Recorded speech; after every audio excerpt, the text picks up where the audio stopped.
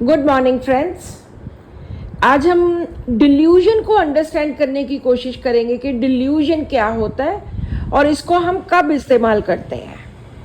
Delusion अगर medical language में देखते हैं, सुनते हैं या इसको गूगल पे देखते हैं तो उसका मीनिंग लिख के आता है अ फॉल्स बिलीफ। लेकिन हमारे डिल्यूजन के आगे इक्वलेंट टू करके इमेजिनेशन भी लिखा है कि ये पेशेंट की इमेजिनेशन है। अब ये ट्रू है या फॉल्स है, ये पेशेंट के ऊपर डिपेंड करता है। सो हम होम्योपैथिकली इसको इस तरह से अंडरस्टैंड करेंगे कि डिल्यूजन पेशेंट की परसेप्शन है। पेशेंट जो सोचता है, पेशेंट जो समझता है, उसकी जो इमेजिनेशन है, this is the perception of patient. वो चाहे ट्रू है, चाहे फॉल्स है, चाहे फैक्ट्स के कॉन्ट्ररी है या फैक्ट्स के अकॉर्डिंगली है, लेकिन पेशेंट को लगता है कि इस तरह से है। डिल्यूजन पेशेंट की कल्पना है। पेशेंट को लगता है, जैसे बहुत सारे ऐसे रूब्रिक्स हैं जो सच्चाई भी होती है जिनमें, और पेशेंट के लिए तो हर डिल्यूजन सच्चाई ही होती है। तो हम इसको अंडरस्टैंड करेंगे इसी तरह से कि वो पेशेंट के लिए सच्चाई है, चाहे वो गलत है, चाहे फैक्ट्स के अकॉर्डिंगली है, चाहे नहीं है।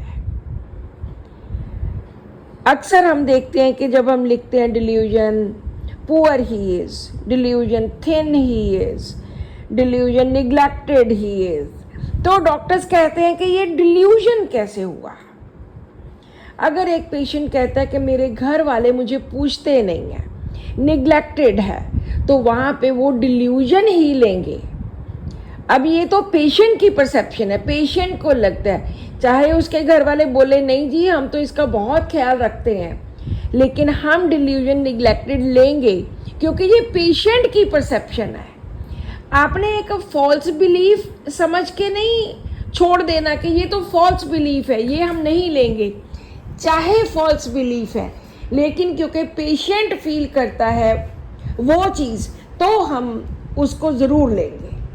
पेशेंट बोलता है कि मैं पतला होता जा रहा हूँ, पतला, thin, delusion thin he is getting. तो अक्सर डॉक्टर्स पूछते हैं ये डिल्यूजन कैसे हुआ, ये तो वो सच में पतला होता जा रहा है। लेकिन हमारे होम्योपैथिकली जब इसको यूज़ करते वो डिल्यूजन के अंडर ही आएगा। इसलिए डिल्यूजन को अंडरस्टैंड करने के लिए ये मत सोचो कि वो उसका फॉल्स बिलीफ है, वो उसका भ्रम है, वो उसका सिर्फ एक इमेजिनेशन है, एक छलावा है। No, this is true for patient. Patient को लगता है, और हमें क्या चाहिए, हमें तो पेशेंट की ही लैंग्वेज चाहिए। पेशेंट जो सोचता है, वो जो अंडरस्टैंड करता है, हमें तो वही चाहिए। तो इस तरह से हम बहुत सारे रूब्रिक्स, तकरीबन डिल्यूजन के 100 पेजेस भरे पड़े हैं बुक्स में, कि इतने ज़्यादा। सबसे लंबा टॉपिक अगर हमारी रेपर्टरी में है तो वो डिल्यूजन्स का है। डिल्यूजन को एक भ्रम ना समझकर, एक फॉल्स बिलीफ ना समझकर, पेशेंट की परसेप्शन समझिए और इस तरह से उसको इस्तेमाल कीजिए। Thank you.